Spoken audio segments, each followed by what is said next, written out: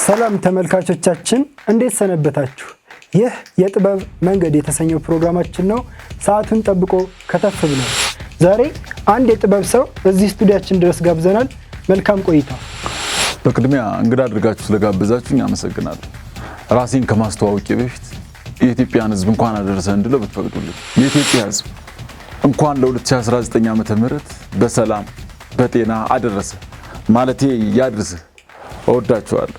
የጥበብ ስሜ ተሸዘ ግሬት ይባላል። ድሮ ዘፋኝ ለመሆን መስፈርቱ ጉሮሮህ ማማር ነበረበት።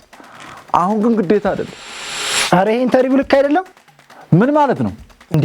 እያሾፍክ ግን የምር እየዘፈንክ ነው? አይ እየተነፈስኩ። ካሜራ ከት ጀዝባ